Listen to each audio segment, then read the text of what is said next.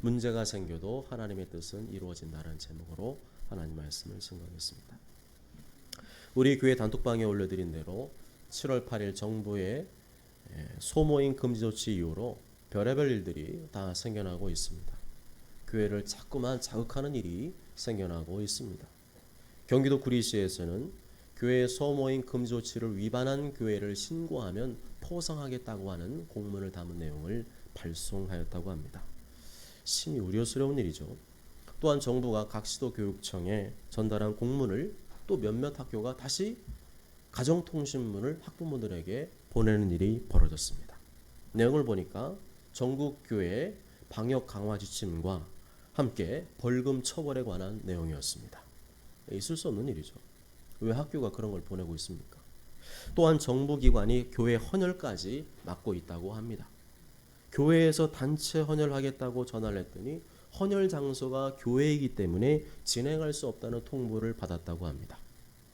대한적십자사 혈액관리본부에 헌혈을 하겠다고 전화를 했더니 교회 헌혈은 받지 않겠다고 했답니다. 말이 됩니까? 교회에서 식사하는 것은 안 되고 외부 식당에서 식사하면 되고, 교회에서 헌혈하는 것은 안 되지만 다른 장소에서 헌혈하는 것은 되고, 다른 종교는 소모임 해도 괜찮지만 기독교는 소모임에서는 안 되고, 뭐 이런 경우가 다 있습니까? 뭐 이제 저보다 연배 많으신 분들한테 죄송하지만 제 머리털 나고 이런 일은 처음 경험하는 것 같아요. 한국교회 코로나 감염률은 전체 코로나 감염 기관의 4%밖에 되지 않는다고 합니다. 전체 한국교회 성도 중에 코로나에 감염된 성도의 비율은 0.005%밖에 되지 않는다고 합니다. 지난번에 수원중앙침례교회에 확진자가 나왔잖아요. 근데 그때 확진자가 참석한 날 예배드린 인원이 9,000명이었대요. 그런데 그 사람 외에는 한 명도 확진자가 나오지 않았다고 합니다. 이건 무슨 말이냐면 교회가 굉장히 모범적으로 철저히 방역지침을 준수하고 지키고 있다는 것을 보여주고 있습니다. 여러분도 아시다시피 우리 교회 얼마나 철저히 지켜왔습니까? 안성시내 어떤 교회보다도 철저히 지켜왔습니다. 온라인 예배 우리 교회가 안성시에는 처음으로 드린 것 같아요. 곧바로 온라인 예배를 드리면서 중직자 외에는 오지 말고 집에서 예배 드리시라고 온라인 예배 드리시라고 했었고요. 제가 이 가벼운 인후통이 생겼을 때 이러면 큰일 날 수 있으니까 아무도 오지 말고 집에서 다 했더니 속으로 좋아하신 것 같은데 집에서 다 온라인으로 예배 드리라고 할 정도로 우리가 정말 철저히 지키며 따라왔습니다. 그런데 돌아온 결과가 이렇게 되니까 허탈하기도 하고 이해가 안 되더라고요. 그리고 왜 지난 주일날 아침에 교회 방역에 대한 문자를 전 국민에게 보낸 겁니까? 좀 황당했었어요. 주일날 아침에 열심히 이제 교회 가려고 준비하는 시간에 그때 문자가 따닥 띠링띠링 오지 않았습니까? 교회 가지 말라고 한 것은 아닌가? 그런 생각이 들 정도로 아주 교묘한 타이밍에 문자가 도착을 했습니다. 국가 위에 하나님이 계시고 세상법 위에 하나님 말씀이 존재하는 줄 믿습니다. 교회는 우주 만물과 인간을 창조하신 하나님의 교회이기 때문에 교회는 오직 하나님의 명령과 가르침에 복종해야 되는 줄 믿습니다. 국가의 부당한 공권력 행사에 대해서 교회는 저항하고 항거하고 반대해야 됩니다. 국가에 적법하고 합당한 지침이라면 그 누구보다 솔선수범해서 지켜야 되지만 부당하고 불공정한 이런 지침에 대해서는 우리가 목소리를 높여 저항할 수 있어야 됩니다. 그리고 이러한 분위기로 계속하면서 성도님들이 위축될 수가 있습니다. 자꾸만 신앙생활 하는 게 뭐 잘못된 것인가? 이렇게 신앙생활 안 되는 것인가 하는 생각이 들 수도 있습니다. 그러나 그 어떤 공권력의 압박과 차별이 있어도 절대로 굴하지 마시기 바랍니다. 왜냐하면 예수님께서 세상 끝날까지 너희와 항상 함께 있으리라 약속하셨고, 이러한 교회에 대한 세상 공권력의 부당한 방해와 공격은 역사적으로 볼 때 늘상 있어 왔던 일이기 때문입니다. 오늘 18절 말씀에도 보면 요셉을 알지 못하는 새 임금이 애굽 왕 위에 오르게 되었습니다. 그러자 19절에 나오는 대로 그 왕이 교활한 방법으로 이스라엘 백성들을 탄압하고 박해하기 시작했습니다. 그가 우리 족속에게 교활한 방법을 써서 조상들을 괴롭게 하여 구약시대나 신약시대나 사탄은 항상 이 국가 권력, 힘, 위정자들을 통하여서 하나님의 백성들을 박해하고 핍박해 왔습니다.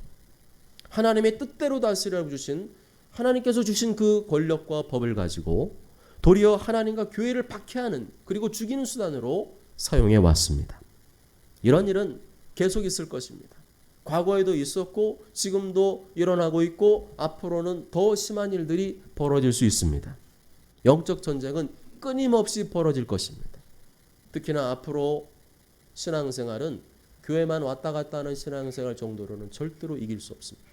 왜냐하면 그것보다 더 강한 핍박과 압박이 들어올 수 있는 시대를 우리는 향해 가고 있기 때문입니다. 영적 전쟁은 반드시 이겨야 됩니다. 영적 전쟁은 누구와의 싸움입니까? 보이지 않는 공중 권세와의 싸움이기 때문에 절대로 우리가 지면 안 됩니다. 내가 지는 것은 예수님을 배교하는 것을 의미합니다. 그러다가 자신의 욕망과 편안함만 추구하다가 멸망길로 향하게 될 것입니다. 그런 사람은 예수님을 배교한 죄가 얼마나 무서운가를 모르고 있는 거예요. 그리고 그러한 예수님께 대한 배신이 자신의 인생과 자신의 영혼을 파멸의 길로 이끈다는 사실을 지금 제대로 깨닫고 있지 못한 것입니다. 예수님께서는 마태복음 10장 28절에서 분명히 우리에게 경고하시고 또한 말씀하셨습니다. 몸은 죽여도 영혼은 능히 죽이지 못하는 자들을 두려워하지 말고 오직 몸과 영혼을 능히 지옥에 멸하실 수 있는 이를 두려워하라. 누굴 두려워하라 그랬어요? 하나님을 두려워하라는 겁니다. 그 사람들이 막 공격하고 압박할 수 있다. 그렇지만 그거를 두려워하지 말아라. 세상 권력으로 우리의 몸은 죽일 수 있을지 몰라도 우리의 영혼은 절대 건드릴 수가 없습니다. 한 번 죽는 것은 사람에게 정해진 것이니까 어쩔 수 없이 그렇게 죽든 저렇게 죽든 죽게 됩니다. 진짜 문제는 죽은 이후에 펼쳐집니다. 정말로 무서운 것은 그 국가 권력의 압박이나 박해가 아닙니다. 정말 무서운 것은 하나님의 심판입니다. 국가의 형벌은 그때만 참고 부르짖고 견디다가 순교하면 되지만 하나님의 심판은 영원한 형벌입니다. 한번 영원한 지옥에 떨어지면 그곳에서 빠져나올 수가 없고 또한 말 그대로 영원한 고통을 받으며 살게 됩니다.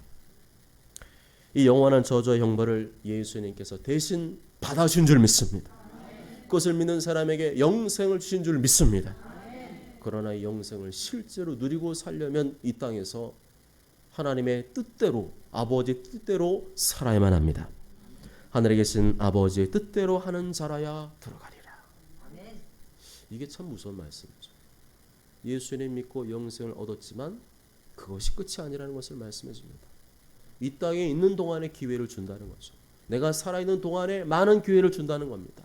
굉장히 많은 기회를 주고 그를 깨달을 수 있는 기회도 주고 때로는 눈물과 또 여러 가지 마음에 하나님을 향한 뜨거운 사랑을 부으시는 일도 있는데 그것을 계속 붙잡고 나아가야 되는데 그것을 놓치며 살아가는 사람은 그의 영혼의 파멸, 천국에 들어가고 싶으나 들어갈 수 없는 그러한 일이 벌어질 수 있다는 것입니다. 이렇게 우리 주변에는 우리의 신앙생활을 방해하고 회방하는 일들이 있습니다. 가족을 통해서, 이웃을 통해서, 회사를 통해서, 각종 기관들과 국가를 통해서, 법과 제도를 통해서 우리의 신앙생활에 어려움을 주고 고통을 줄 때가 있습니다. 이러한 고난과 어려움 중에 우리가 이기고 극복해야 되는데 그렇게 할 수 있는 비결이 어디 있을까요? 그것은 하나님께 대한 믿음입니다. 하나님께서 우리와 맺은 약속은 반드시 이루신다는 믿음입니다. 성경에 기록된 약속은 반드시 하나님께서 이루신다는 믿음입니다. 17절에 보면 하나님께서는 아브라함과 맺은 약속을 잊지 않고 이루어 주셨습니다. 10절 보시면 하나님이 아브라함에게 약속하신 때가 가까움에 이스라엘 백성이 애굽에서 번성하여 많아졌더니 여기서 말하는 하나님의 때라는 것은 아브라함과 약속하신 약속을 말합니다. 400년 전에 400년 후에 이런 일이 있을 것이다. 애굽 땅에서 네 백성들이 무수하게 많아질 것이다. 그게 200만 명을 예고하는 것이었습니다. 이렇게 하나님께서 이루시는 역사를 보게 되면 우리가 생각하듯이 그렇게 금방금방 순간순간 이루어지는 게 아님을 알 수 있습니다. 특별한 경우, 기적을 베푸시는 경우를 제외하고는 하나님의 역사는 우리가 생각하듯이 그렇게 금방금방 쉽게 이루어지지 않습니다. 하나님께서는 지금도 하나님이 정하신 때, 당신이 정해 놓으신 때를 기다리고 계십니다. 우리의 모든 일반적인 일상의 생활과 여건들을 존중하시고 그 때를 기다리고 계십니다. 그래서 내 생각보다 훨씬 더 많은 시간이 걸려서 하나님 뜻이 이루어질 때가 많이 있습니다. 그러나 분명한 것은 하나님의 뜻은 반드시 이루어진다는 사실입니다. 그 어떤 저항과 반대와 어려움이 있을 것입니다. 시간이 굉장히 많이 걸릴 것입니다. 그렇지만 그럼에도 하나님 뜻은 반드시 이루어진다는 믿음으로 사시기 바랍니다. 이스라엘 백성은 처음에 야곱의 가족 70명으로 시작을 했습니다. 70명 가지고 그 애굽 땅에서 종살이하면서 그렇게 번성할 수 있을까? 그러니까 처음에 우습게 본 거예요. 애굽 왕도 야 니들 70명이 그래 여기 살아 고센 땅에 살아. 니 그렇게 살아봐야 니들이 뭐 얼마나 뭐 대단히 커지겠냐. 그러고서는 이게 잘해준 거예요. 요셉이 또 잘했잖아요. 나라를 살렸잖아요. 그러니까 요셉의 후손들이야 그래서 가족들이야 그래서 막 잘해줬습니다. 우호적으로 아주 친근하게 잘해줬습니다. 그렇게 400년 되기까지 하나님께서 애굽이 우호적으로 대해주도록 만드신 거예요. 200만 명이라고 하는 그 무수한 백성들이 나올 때까지 애굽이 이 이스라엘 백성들을 건드리지 못하게 하셨습니다. 구약학자들에 의하면 당시 애굽 나라의 총 인구수가 300만에서 400만이었답니다. 그런데 이스라엘 백성들이 몇 만이 됐어요? 200만 명이 되었어요. 그러니까 애굽 왕이 요셉을 모르는 왕이잖아요. 요셉을 모르는 왕이 왕이 되니까 야 이거는 큰일 나겠다. 이놈들이 쿠데타 일으키면 이 나라 뒤집어질 수 있겠다. 이런 위협감을 느낀 것 같습니다. 하나님께서는 이렇게 이스라엘을 이제는 괴롭힐 만한 왕을 세우시기 시작하셨습니다. 19절 말씀대로 고통을 주어서 교활한 방법을 써서 이스라엘을 괴롭힐 만한 왕을 세웠습니다. 하필이면 왜 저런 왕을 세우셨을까? 하필이면 왜 저런 리더나 지도자를 세우셨을까? 인간적으로는 그런 지도자 리더 밑에 있다는 것은 괴롭고 힘든 일이지만 하나님께서는 그 악한 일들을 통해서 이루실 계획이 있으셨습니다. 하나님의 백성들을 괴롭히는 지도자들을 세우셔서 하나님의 백성들로 하여금 부르짖게 만드셨습니다. 지금 한국교회를 괴롭힌 일들이 여러 가지로 있습니다. 왜 이런 일들이 일어나는 것일까요? 왜 하나님께서 그런 일들을 허락하시는 것일까요? 그것은 우리 그리스도인들로 하여금 하나님의 자녀들로 하여금 부르짖게 하시려는 하나님의 뜻인 줄 믿습니다. 철저히 하나님을 의지하고 하나님께 엎드리도록 하기 위해서 하나님의 또 다른 계획이 있는데 그 계획이 뭐냐? 말도 안 되는 일들이 자꾸만 벌어지게 해서 억울한 마음을 갖게 하고 고통을 받게 하고 괴로운 마음을 갖게 해서 하나님 앞에 부르짖게 만드시려는 하나님의 계획이 있는 것입니다. 하나님께서는 반드시 우리의 부르짖는 소리를 통해서 하나님 뜻을 이루어 가십니다. 우리의 부르짖고 간구하는 소리가 있을 때 하나님 뜻은 이루어지기 때문입니다. 우리의 부르짖는 소리를 들으셔야만 하나님은 일하기 시작합니다. 애굽의 바로 왕은 역대급 포악한 왕이었어요. 역대급으로 아주 악랄하고 인정사정 없고 그냥 한번 막 피를 갖다가 보게 하면 저 김정은처럼 그냥 실제로 고사포로 죽여버릴 정도로 아주 잔인하고 난폭한 왕이었습니다. 이스라엘 아이 중에 남자아이가 태어나면 전부 다 죽여버리라 그랬어요. 세상에 이런 명령이 어디 있습니까? 그런데 이 부당하고 억울한 일 때문에 이스라엘 백성들이 부르짖기 시작했습니다. 그전에는 평안하니까 아무 일 없으니까 부르짖을 일이 없었어요. 그런데 이 고통이 억울하고 답답하니까 하나님께 부르짖기 시작했습니다. 한편 이런 암울한 상황 중에 하나님은 어떻게 일을 이루어 가실까? 정말 답답하고 또 막막한 상황이었을 것입니다. 그런 중에도 하나님께서는 이 어려운 상황을 이길 수 있는 히든 카드를 준비하고 계셨습니다. 그것은 20절에 나오는 대로 한 사람의 지도자를 준비하는 방법이었습니다. 그의 이름은 모세였습니다. 모세란 말은 물에서 건져내다는 뜻입니다. 물은 무엇을 말합니까? 물은 죽음을 말하죠. 물속에 들어가면 죽는 거잖아요. 거기서 건져내었다. 이것은 바로 앞으로 장차 이스라엘 백성들을 건져낼 지도자가 될 사람이 바로 모세임을 상징적으로 보여주는 것입니다. 하나님께서는 이 모세를 통해서 200만이 넘는 이스라엘 백성들을 이끌고 출애굽시킬, 애굽을 탈출시킬 그 원대한 계획을 갖고 계셨습니다. 인간적으로 볼 때 모세의 탄생은 지극히 소박하고 작은 사건이었습니다. 한 아기의 탄생이 뭐 그리 대단한 사건일 수가 있겠습니까? 그런데 하나님께서는 이 작은 사건을 통해서 하나님의 뜻을 이루어 가셨습니다. 그렇습니다. 우리 삶 속에 겹겹이 어려운 일과 고난이 다가온다 할지라도, 한치 앞을 내다볼 수 없는 암담한 현실이 펼쳐진다 할지라도 하나님께서는 이런 모세의 탄생 같은 작은 사건을 통해서 하나님의 뜻을 이루어 가심을 알 수가 있습니다. 그렇다면 여러분의 삶 속에서 벌어지는 작은 사건 무시하지 마십시오. 정말 어렵고 힘든데 작은 기쁨을 주시는 게 있다. 작은 행복을 주시는 게 있다. 작은 만족을 주시는 게 있다. 그것은 바로 하나님 향한 믿음을 잃지 말라는 하나님의 샛별과 같은 영적 신호인 줄 믿습니다. 내가 너와 함께하고 있다는 그 작은 씨앗을 우리에게 보여주는 겁니다. 정말 돌아보시면요, 아무리 어렵고 힘들어도요, 소소한 작은 기쁨들이 있습니다.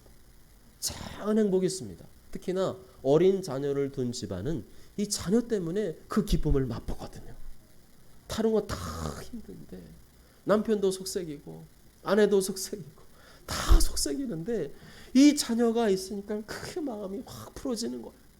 이 작은 사건, 작은 기쁨을 통해서 하나님은 소망을 두게 하시려는 것입니다. 여러분, 그래서요, 자꾸만 안 되는 것만 보지 마시고 하나님이 뭔가 작은 기쁨을 주신다, 작은 행복을 주신다, 그런 것들이 있으면 그걸 크게 보십시오. 하나님께서 나와 함께 하시는구나, 하나님이 꺼져가는 그 심지를 끄지 않으시는구나, 그런 믿음으로 하나님 바라보시기 바랍니다. 그렇지만 모세의 부모는 더 이상 모세를 키울 수가 없었습니다. 여기 은우도 있지만 남자애들은요, 이 소리가 큽니다. 얼마나 그 울음소리가 막 대빵 큰지 밖으로 막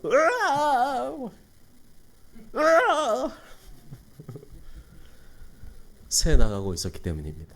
깐난쟁이 때는 웅해 웅해 이랬는데 한 3달 지나니까 젖을 많이 먹어서 그런지 그러니까 이러다가는 가족 전체가 죽을 위기를 맞이할 수 있을 것 같았습니다. 할 수 없이 모세 가족은 이 아기 모세를 버리기로 결정했습니다. 어떻게 했다고요? 버리기로 결정했어요. 태어난 지 3개월밖에 안 된 이 아기 모세를 갈대 상자에 담아서 나일강의 강가에서 띄워보냈습니다. 이제 하나님께서 이 작은 소망까지 버리신 것일까요? 나에게 있었던 그 유일한 기쁨 중에 하나인 그것까지도 버리시는 것일까요? 21절 말씀이 있습니다. 시작. 버려진 후에 바로의 딸이 그를 데려다가 자기 아들로 기름해. 분명히 모세 가족은 이제는 어찌할 수가 없다. 모든 것을 하나님께 맡기고 아기 모세를 버렸습니다. 이 아기가 들짐승에게 잡혀먹을지 악어에게 잡혀먹을지 아무도 장담할 수가 없었습니다. 그러나 방법이 없었습니다. 모세 가족은 하나님을 믿음으로, 하나님을 신뢰함으로 하나님께 모세를 맡겼습니다. 그 결과 놀랍게도 바로의 딸, 애굽의 공주가 이 모세를 보자 너무 불쌍한 마음이 들어서 양자로 삼게 되었습니다. 아무도 예상하지 못한 일이었습니다. 그럴 줄은 몰랐어요. 더 이상 어떻게 할 수가 없어서 그저 하나님께 맡겼을 뿐입니다. 그러자 하나님께서는 아무도 예상하지 못한 방법으로 모세를 살리셨습니다. 아무도 예상하지 못한 방법으로 하나님의 뜻을 이루어 가셨습니다. 어떻습니까? 우리는 내가 해야만 된다고 생각합니다. 내가 이루어야만 된다고 생각합니다. 내가 눈으로 직접 보고 확인하고 그래야만 안전하고 그래야 안심할 수 있고 그래야만 일이 이루어진다고 생각을 합니다. 그러나 그렇지 않습니다. 내가 할 수 없는 것은 하나님께 맡기셔야 됩니다. 내가 할 수 없는 일까지 내가 하려고 하다가 문제가 커지게 됩니다. 그래서 우리에게는 하나님께 믿음으로 맡기고 그 다음 하나님께서 어떻게 일하시는가를 믿음으로 기다리는 훈련이 필요합니다. 그 다음에 어떤 일이 벌어졌습니까? 22절 다 함께 읽습니다. 시작. 모세가 애굽 사람의 모든 지혜를 배워 그의 말과 하는 일들이 능하더라. 아멘. 어떻게 되었습니까? 잘 되었습니다. 더 잘 되었습니다. 모세 가족이 모세를 키울 때보다 더 잘 되었습니다. 훌륭한 애굽의 학문과 지식을 다 습득하게 되었습니다. 왕궁에서 세계 최고의 교육을 받게 되었습니다. 우리 자녀들이 하나님 명령을 따라서 이 땅을 정복하고 다스리는 하나님의 영적 리더가 되도록 하기 위해서는 신앙이 필요하고요. 또한 인격이 필요하고 또한 실력도 필요합니다. 우리 세들이 기죽지 않고 다른 사람들에게 꿀리지 않고 세상을 정복하고 다스리고 민족과 열방을 이끌어가는 영적 리더 거장이 되게 하려면 세상의 실력도 필요합니다. 그러기 위해서는 하나님께 맡기는 과정이 필요합니다. 품 안의 자식으로만 키우는 부모는 자녀를 리더로 키우지 못합니다. 내 눈으로 항상 지켜봐야 되고 내 살갗으로 항상 만져야 되고 그렇게 내가 키워야만 된다고 생각하는 부모는 자녀를 영적 거장 리더로는 키우지 못합니다. 거기까지밖에 못합니다. 그러나 성경에 보면 믿음의 인물들은 공통적으로 일찌감치 하나님께 맡겨진 사람들이었습니다. 모세는 아기였을 때 애굽의 왕궁에서 자라났습니다. 사무엘은 아기였을 때 엘리 제사장에게 맡겨서 성전에서 자라났습니다. 그래서 우리 교학교 학생들은 가능하시면 우리 다음 세대를 기독대안학교에 보내실 것을 권장합니다. 중학생 된 아이 떠나보낸다는 거 이거 쉬운 일이 아닙니다. 그렇지만 자녀가 정말 잘 되길 바라신다면 믿음의 부모들은 하나님께 맡기는 믿음이 필요합니다. 내 품 안에서 키울 때보다 기독교 대안학교에 맡겼을 때 자녀들이 더 믿음으로 자랄 수 있다는 믿음이 필요합니다. 영성과 지성과 실력을 겸비한 영적 거장으로 만들어질 수 있다는 믿음이 필요합니다. 하나님께서 키워줄 것이라는 믿음이 필요합니다. 그럴 때 하나님께서는 내 믿음대로 내가 키울 때보다 더 잘 키워주실 것입니다. 모세처럼 사무엘처럼 요셉처럼 다니엘처럼 키워주실 것입니다. 그들은 공통적으로 모두 어릴 때 부모의 품을 떠나 하나님의 손에서 키워졌다는 사실을 반드시 기억하시기 바랍니다. 23절에서 28절까지의 말씀은 모세가 40세가 되었을 때의 스토리입니다. 모세는 왕궁에서 자랐지만 하나님께 모든 걸 맡겼지만 감사하게도 그의 부모가 젖을 먹이는 유모로서 곁에 있었습니다. 어머니는 모세에게 젖을 먹이면서 항상 이 말을 해 주었을 것입니다. 너는 애굽 왕궁에 있지만 너는 이스라엘 사람이다. 너는 하나님의 백성이다. 모세야 뭐라고? 이스라엘 사람. 네. 하나님의 백성. 철저히 알아줬어요. 그 결과 모세가 40세가 되었을 때 한 40대면 철이 든다고 하죠. 근데 요즘은 40도 철이 안 드는 것 같아요. 한 50, 아니 좀 심한 분은 더 이상 돼야 철이 드는 것 같은데요. 어쨌거나 모세가 40세가 되었을 때 좀 철이 들었어요. 그래서 이제는 자기 민족의 고통과 이 억압을 내가 좀 해방시켜주겠다. 그런 마음을 품었습니다.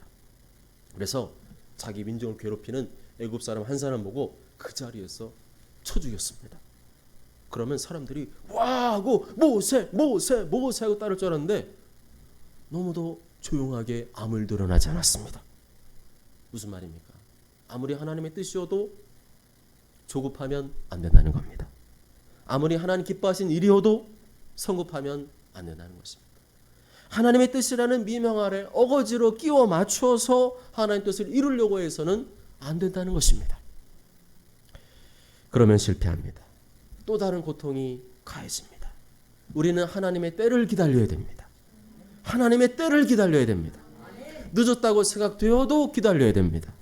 내 나이가 몇인데 생각이 들어도 기다려야 됩니다. 인간적인 방법과 잔머리를 쓰다가 하나님의 뜻을 이루지 못하는 경우가 얼마나 많이 있습니까? 늦지 않았습니다. 안타깝게도 모세는 이 훈련이 되지 않았습니다. 세상 교육은 잘 받았는데 세상 실력은 최고였는데 그것만으로는 안 된다는 겁니다. 그 결과 40살 때부터 80세가 될 때까지 미디안 광야로 쫓겨나게 되었습니다. 이 성급함, 조급함 때문에, 그리고 이 자아가 얼마나 강한지 그 자아가 안 빠지니까 광야에서 40년 동안 뺑뺑이를 돌리셨습니다. 그래서 하나님 뜻을 이루려고 할 때 중요한 것은 시간이 아닙니다. 근데 우리는 항상 시간이잖아요. 빨리, 좀 더 빨리 이 모든 문제 해결되기를 주여 간절히 바라옵나이다. 빨리 주여. 특히 한국 사람은 이 빨리빨리가 입에 배 있어요. 제발 빨리 주여 빨리. 이거는 반성경적입니다. 중요한 것은 시간이 아닙니다. 얼마나 빨리 되느냐가 중요한 것이 아닙니다. 하나님의 때를 기다리는 훈련, 하나님의 때를 감지하고 포착하는 훈련이 더 중요합니다. 29절 다 함께 읽습니다. 시작. 모세가 이 말 때문에 도주하여 미디안 땅에서 나그네 되어 거기서 아들 둘을 낳으니라. 아멘. 모세는 거지였습니다. 아무것도 없는 빈털털이었습니다. 사람을 죽인 살인자에 불과했습니다. 미디안 광야에서는 아무도 도와줄 만한 사람이 없었습니다. 앞으로 어떻게 살면 좋을지, 나 아무것도 없는데 막막했습니다. 그렇지만 하나님께서는 그곳에서도 소소한 일상의 은혜를 베풀어 오셨습니다. 거기서 아들 둘을 낳으니라. 기적 아닙니까? 거지에다가 살인자인데 거기서 결혼을 하고 아들 둘을 낳았다는 거 기적 아닙니까? 남들이 볼 때는 다 끝났다고 생각되는 자리, 실패의 자리, 도망친 자리, 배교의 자리에서 하나님께서는 또 다른 기회를 주시는 분이라는 것을 알 수가 있습니다. 하나님께서는 또 다른 은혜를 준비하고 계신 줄 믿습니다. 그러므로 포기하지 마십시오. 절대 포기하지 마십시오. 절대 끝났다고 생각하지 마십시오. 절대 죽으려고 하지 마십시오. 죽을 마음 들거든 죽기 전에 저를 한번 찾아오고 죽으세요. 제가 안 죽도록 만들어 드릴 테니까 끈으로 묶어놓든지. 하나님께서는 바로 이 실패 자리에서 날 도와줄 만한 사람을 만나게 하시고, 나를 좋아하는 사람 만나게 하시고, 나를 이끌어줄 만한 사람을 만나게 해주셨습니다. 하나님 언제나 나를 향한 또 다른 계획이 있는 줄 믿습니다. 그렇게 40년이 지나갔습니다. 30절에 40년이 참해. 내가 급한 것이지 하나님은 하나도 안 급합니다. 모세가 태어난 지 80년 지났고요. 미디안 광야에 온 지 40년이 지나서야 하나님이 나타나셨습니다. 40년이 찼다는 표현, 이거 좀 특이한 표현이에요. 40년이 찼다는 말은 40년이 차야 한다는 말입니다. 아멘. 40년이 차야만 하나님이 나타나셔서 일하신다는 거예요. 그래서 아무리 그 안에 생쇼를 피우고 난리를 쳐도 소용없다. 내가 조급해봐야 소용없다. 내가 나서봐야 소용없다. 내가 나대면 안 된다. 하나님의 뜻은 하나님께서 이루신다는 것을 확실하게 보여주고 계십니다. 하나님 때가 되자 누가 나타났습니까? 30절에서는 천사가 나타나고 31절과 32절에서는 하나님이 나타나셨습니다. 하나님의 뜻은 누가 이루신다는 거예요? 하나님이 이루신다는 거예요. 하나님이 나타나시는 것이 중요하고 하나님 만나는 것이 중요합니다. 하나님을 경험하는 것, 하나님의 음성을 듣는 것이 그 어떤 일을 이루는 것보다 더 중요함을 말씀해주고 있습니다. 가까이 가니 주의 소리가 있어. 그런데 33절에서 하나님께서는 내 발에 신을 벗으라. 내가 서 있는 곳은 거룩한 땅이라 말씀합니다. 왜 냄새나는 그 발에 신을 벗으라고 한 것일까요? 신을 벗는 행위는 약속을 하는 행위입니다. 그 당시에 신을 벗는 행위는 약속을 보증하는 표시로 신발을 상대방한테 주면 그건 계약이 성사된 것이었어요. 그러니까 내 앞에서 넌 신발 벗으라는 거예요. 이제 넌 나랑 약속하자는 겁니다. 그리고 무슨 약속이냐? 이제부터는 너의 모든 주권을 다 내려놓아라. 너의 모든 권리를 다 포기하라는 것입니다. 그 대신 너는 나를 존중하라. 나머지 인생은 내가 하라는 대로 너는 해라. 그런 것입니다. 그러면 너를 통해서 하나님 뜻이 이루어진 것을 보게 될 것이라는 것입니다. 이 말씀하시기까지 몇 년 걸렸습니까? 광야에서 40년이 걸렸습니다. 40년의 시간은 무슨 의미가 있을까요? 충분한 시간이 필요하다는 것입니다. 여러분 각자를 향하신 하나님의 계획이 있는데 그럴까지 뭐가 필요하냐? 시간이 필요합니다. 무슨 충분한 시간이 필요하다는 것일까요? 철저히 내가 죽는 시간, 철저히 자기를 부인하는 시간, 무슨 말을 해도 아멘 하고 순종하고 복종할 수 있는 마음이 생기는 시간이 필요하다는 것입니다. 그전에는 내가 다 할 수 있다고 생각했지만 이제는 나는 아무것도 할 수 없다. 하나님이 하셔야 된다. 내 능력으로는 안 된다. 그것을 철저하게 인정하는 생각으로 바뀌기까지의 시간이 필요하다는 것입니다. 그 시간이 필요했기에 하나님께서는 일부러 광야로 몰아가셨습니다. 아무도 의지할 수 없는 시간, 오직 하나님만 바라보고 의지되는 시간, 그 시간을 통해서 모세 안에 있던 그 모든 혈기와 자아를 다 꺾으신 것입니다. 나는 할 수 없구나. 난 아무것도 할 수 없는 존재이구나. 그런 것을 절실하게 깨닫고 하나님이 하셔야 되는구나 하는 것을 온전히 몸으로 받아들이고 깨닫게 하셨습니다. 3, 4절에 하나님께서는 모세에게 무엇을 해야 될지를 말씀하셨습니다. 그 전까지는 네 마음대로 살았다. 그 전까지 네 하고 싶은 대로 살았지만 이제는 내가 시키는 일을 하라고 하신 것입니다. 그 전까지는 너 자신을 위해 살았고 너밖에 없었지만 이제는 내 백성 이스라엘 공동체를 위해 살라고 하신 것입니다. 3, 4절에 내 백성이 애굽에서 괴로움 받음을 내가 확실히 보고 그 탄식하는 소리를 듣고 그들을 구원하려고 내려왔노니, 내 백성에 대한 관심이라는 것. 내가 너를 세우려는 이유는 네가 아니야. 나의 관심은 내 백성이야. 이스라엘 공동체, 신앙 공동체, 교회 공동체를 네가 세우고 더 확장하고 이루하기를 원한 뜻을 보여줬습니다. 이제는 나의 관심이 하나님의 관심이 너의 관심이 되어야 된다는 겁니다. 그전까지는 너는 나한테 관심이 없었고 맨날 네가 하고 싶은 거, 네가 원하는 거, 네가 바라는 것만 하고 살았다는 겁니다. 근데 이제는 네가 그 오랜 시간을 통해 철저히 깨달았을 것이다. 이제는 철저하게 하나님 중심, 교회 중심, 사명 중심으로 살아야 된다는 것입니다. 만일 이것을 모세가 거부했다면, 회피했다면 무슨 일이 벌어졌을까요? 또다시 광야가 펼쳤을 것입니다. 아직 덜 됐구나. 넌 아직도 내 뜻을 받아들일 준비가 되어 있지 않구나. 너에게 필요한 것은 광야이다 하셨을 겁니다. 하나님 중심, 교회 중심, 사명 중심으로 살 때까지 하나님께서는 계속 광야에서 훈련을 시키셨을 것입니다. 그러나 이제 모세는 준비가 되었습니다. 하나님께서 무슨 말씀하셔도 나는 그대로 따를 준비가 되어 있었습니다. 이제 모든 자신의 권리를 포기했습니다. 하나님의 뜻대로 사는 것만이 자신이 살 수 있는 길이고 하나님의 뜻을 이룰 수 있는 길임을 깨달았던 것입니다. 그렇게 모세가 하나님 중심, 교회 중심, 사명 중심으로 변화되었음을 설명한 말씀이 35절과 36절입니다. 36절 다 함께 읽으시겠습니다. 시작. 이 사람이 백성을 인도하여 나오게 하고 애굽과 홍해와 광야에서 40년간 기사와 표적을 행하였느니라. 아멘. 그전에는 시켜도 안 된다는 거예요. 그전에는 시켜도 맨날 자기가 원하는 대로 자기 방식대로 하려고 하기 때문에 하나님이 그때 불러봐야 소용없는 거예요. 하나님께서 이미 창세전에 불러놨지만 하나님의 때가 차야, 그때가 돼야 충분한 시간, 많은 시간이 흐르고 자아가 빠지고 자기의 어떤 권리를 내려놓을 수 있는 마음들이 생기고 그럴 때 순종하며 나아가면 하나님께서 일하실 수 있다는 것입니다. 여기 누가 문제인 거예요? 내가 문제인 거예요. 하나님이 일하시기를 원하시고 하나님 뜻을 이루기를 원하시는데 우리의 자아가, 완고한 자아가, 고집스러운 자아가 하나님께 대한 관심이 없고 교회에 관심 없고 사명 관심 없고 항상 내가 원하는 대로만 살아가는 그 나의 자아가 문제였던 것입니다. 나머지 인생 40년은 이전과는 다른 인생을 살게 되었습니다. 모세를 80년간 연단하신 이유는 나머지 40년을 쓰시기 위한 하나님의 준비 기간이었던 것입니다.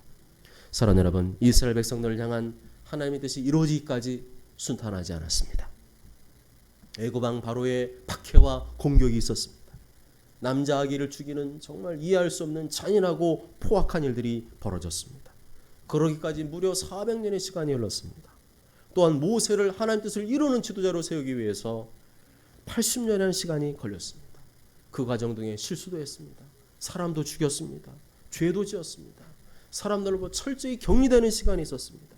40년간 미디안 광야에서 홀로 하나님만을 독대하는 시간이 있었습니다. 그러나 이렇게 생각보다 많은 시간이 걸리는 것, 중간에 수많은 문제와 회방과 어려움이 있는 것, 그것이 문제가 아닙니다. 하나님은 그러한 문제와 어려움을 해결 못하시는 분이 아니라 그 문제와 어려움 속에서도 당신의 뜻을 이루어 가신다고 하는 믿음을 갖고 살기를 원하셨던 것입니다. 하나님은 하나님의 때가 찼을 때 일하셨습니다. 하나님의 계획은 분명히 여전히 있었지만 하나님의 때가 찼을 때 일하기 시작하셨습니다. 하나님은 내가 생각하듯이 내가 원하듯이 속성으로 급하게 일하시지 않습니다. 일반적인 모든 과정을 다 겪게 하십니다. 세상 사람들이 겪는 과정 우리도 다 겪게 하십니다. 꽃밭길로만 인도하지 않습니다. 어려움과 시련도 거치게 하시고 인생의 절망과 고통, 혼자만 남은 듯한 그 외로움도 다 겪게 하십니다. 그리고 마침내 하나님 앞에서 나는 아무것도 아니라는 것을 깨닫게 하시고 나의 모든 권리를 포기할 수 있는 하나님의 사람으로 만드셨습니다. 이렇게 자기를 부인하고 자기를 죽이고 하나님 중심으로, 교회 중심으로, 사명 중심으로 살아갈 수 있는 사람으로 만드셔서 그 사람을 통해서 하나님의 뜻을 이루어 가셨던 것입니다. 모쪼 저는 모두가 어려운 삶의 현실 앞에서 절대로 포기하지 마시고 하나님은 또 다른 기회를 준다는 믿음, 아무리 문제가 생기고 시간이 걸려도 하나님 뜻은 반드시 이루어진다는 믿음으로 자아를 쳐서 복종시키며 오직 하나님의 사람으로 변화되어지시길 주님의 이름으로 축복합니다. 아멘.